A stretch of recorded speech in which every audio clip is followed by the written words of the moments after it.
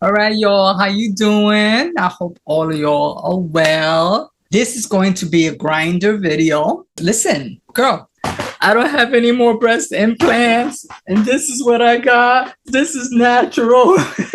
It doesn't look far from what I had before, which was the G. This is a triple D. I've said it a zillion times that men perceive me for being cisgender, female. And so there's no dates, right? No sex, no dates. I saw an article because I Googled like where do trans women meet men these days. They were advising Grindr, that Grindr was a good place.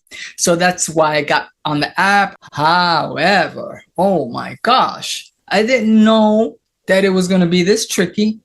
Like today, there was a new person that I spoke to on Grindr. It was really cute. We had a nice conversation.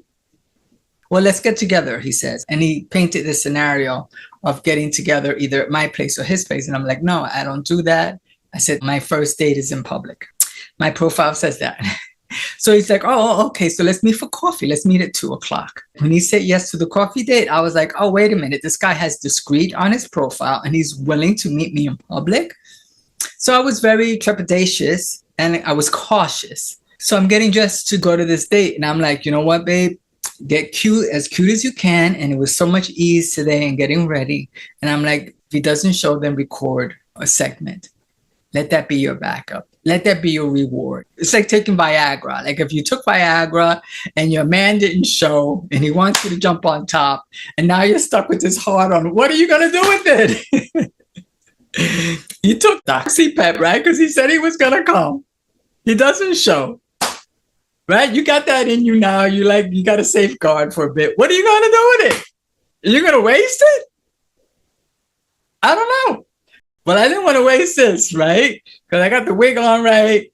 She looks cute, right? I got cute with my little shorts, my fishnets. I was ready for Freddie, honey.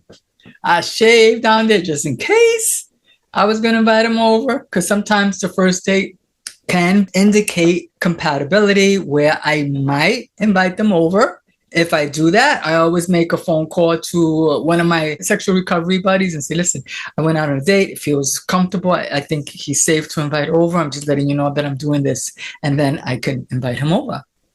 It's like checking in with a person, human, my higher power. So I'm not walking into this alone. So I went to the Starbucks where we were going to meet. I ordered my cup of coffee before I even found out that he wasn't going to show because the clock was still ticking. It was after the meeting time. And he didn't show, no text, nothing. He's not online on the Grindr app. So I just drank my little coffee right by the window there in the corner. And you know how many guys were saying hi to me, turning around in a double take? Is this one truck with this beautiful Latina with a beautiful white smile. I'm sipping my coffee and he's looking and he's saying hi. And I'm saying, you know, your teeth is beautiful. He goes, yours too. And I'm like, listen, drive safely. Make sure you know where you're going. Keep a good look. And he's like, ah. And he turns the corner and he's still looking at me and he was waving and I'm waving. And then another gentleman walks by, takes a look, smiles. I smile, I wave, he waves. You know, honey, I was like, one monkey never ever stops Soraya's show. And then I was so reminded, just walking into Starbucks and women and men are looking at me with a nice little smile on their face saying that's probably a transgender woman who's over 50 and she looks pretty good.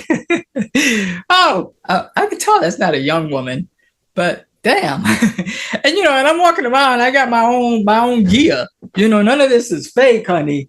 And the booty ain't fake either. You know what I'm saying? This is real. I'm feeling mighty real. I went on this date with a really good positive energy. I can't tell you how sweet everything evolved. I live a block away from a hospital that I get treated at. And this Jamaican man there who is just so sweet. And he's always giving me a hug. Hello. He's always saying hi. And so on the way back, he's there working. He's a security guard and he comes out, he gives me a hug, have a nice weekend. There's a concierge guy who's beautiful down the street who has an attitude. And he knows he's beautiful. You think I care, honey? I said hi to him twice on the way to Starbucks and back home. I don't care. Okay, you're not gonna greet me proper either. Like you're just gonna give me a grunt hi. I don't give a fuck. That's your problem. But you're beautiful. Let's do it. Birds do it. Bees do it. Whatever in the trees do it. Let's fall in love, like that Eartha Kitt song. I'm so grateful I could look like this with just a tad of makeup. So I wasn't gonna let this date and the outcome of it, of a no-show, ruin my day. I went in with good energy. I was sipping my little pint coffee with oat milk with a little bit of stevia. Good energy, grateful that in that same hospital that's just right down the street, I just had a physical a few days ago with a very, very trans LGBTQ friendly doctor named Muneeb Khan, Muneebkhan, like Chaka Khan. I had a physical. Most of my vitals are good. My glucose is high, and I don't know why, because I don't eat any fruit or eat any carbs. But you know what? I'm STI free. I'm HIV negative. Not that I've been, anybody, though I did top somebody a few weeks ago for the first time. At least I tried to. But my health is basically okay. Like where I live is a great place. It's affordable. I'm in New York City. I'm a trans woman with my own breasts. I would not have imagined in the start of doing everything, those little cooking show things. And I was okay with the teeny breasts. I was cute. I was a princess. I'm a queen now, honey. I'm 66. And I'm grateful. Like I said, my health is good. I got tested for some things that I'm waiting for results that, I was concerned about being that I ate a lot of this summer. I did, and it was lovely, and I'm not going to stop. And as much attention as I was getting on the corner sipping my little pint coffee at Starbucks, that's my favorite Starbucks on 52nd and 8th. It's my favorite. I love Starbucks, though I shouldn't because they're kind of shady. But I just do. I love the coffee, and sometimes there's some Starbucks that are on point. The service is just amazing. There's one Starbucks on 7th Avenue by FIT right across the street. It's the best Starbucks. Not for nothing. But that Starbucks is like, everybody that works there is Black. It's like, I'm sorry, but I grew up in the 60s and 70s where Soul Train was like American Bandstand, but all Black. And so whenever there's an all Black, people of color place that's kicking ass, I say it's a Soul Train stuff. Like, so it's a Soul Train Starbucks, right? Because it's all Black workers and they're like so on point. Like the customer service is like amazing. So I said, oh, that's a Soul Train Starbucks. When I took a flight from New York to Cali, one of those long ass flights, and I hate flying. But that flight, the stewards and the stewardesses, wall of color. To me, most of them were queer, beautiful men of color. The food, the service, the flight was as smooth as butter. I told my friend Boris, I said, Boris, this is a Soul Train flight, honey. Because it's the pilot of color too, because that's all we need, because everybody's a color and everybody is beautiful. The guys were beautiful. The food was delicious. They gave us 2 meals. And the flight was so smooth. I said, they just needed to play some disco, honey, and I would have been set. To me, that was a Soul Train flight. So, train.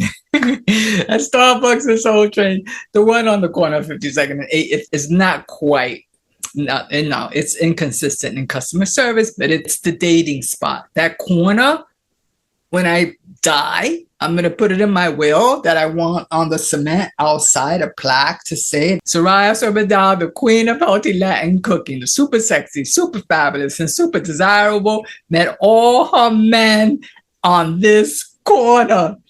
And she has left the building. She has left the planet STI free with all the coffee she drank. Mama's got Doxy Pep up there. Mama's got some Viagra because I told you all that my first time topping with a condom, putting on the condom, I lost my heart on. I don't want that to happen again. So I got some Viagra. I never taken Viagra before. If I'm going to start experimenting, being a top, I want to make sure I keep my heart on. So I've got some Viagra up there. I got my magnesium. I got my calcium. I got my vitamin B. I've got my bromelain. Bromelain is really good for the skin. Ever since I started my surgeries, I always take the bromelain. I've got my NAD. I got my testosterone supplement because I'm trying to get my levels for estrogen and estradiol were like really way too high. Because it seems like all the guys like a mama that has a magic stick, a magic wand. So I want to work my wand healthy with healthy, beautiful, grounded men. So I'll end this video by saying it's really important to help people when you can, you know, when it feels comfortable that you could do so. But I hope that I can cheer you all up a little bit and give you all something to think about and something to maybe laugh about, giggle with me a little bit about, because dating trans, living trans has been a process and no regrets, but it is a little tricky in the dating scene, like being stood up like today. And I thought, oh, finally, the last couple of weeks, you know, there's a decent prospect, and another no-show. But that's okay. Again, one monkey doesn't stop the show. So you all have a wonderful, wonderful afternoon, evening, lo que sea en su vida. Always remember, my darlings, that trans mama always loves you. Cuídense. Bye. Mwah. Mwah.